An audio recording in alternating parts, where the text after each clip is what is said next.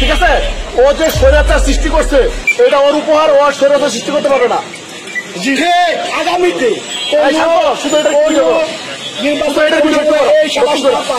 কোন সরকার যেন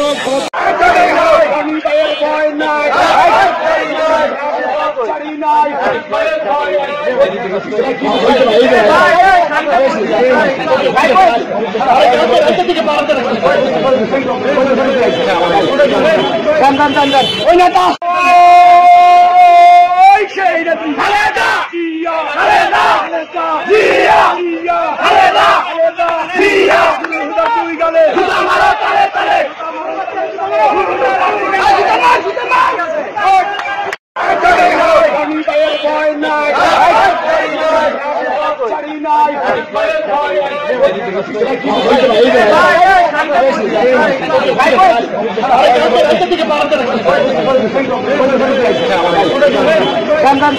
ওই নেতা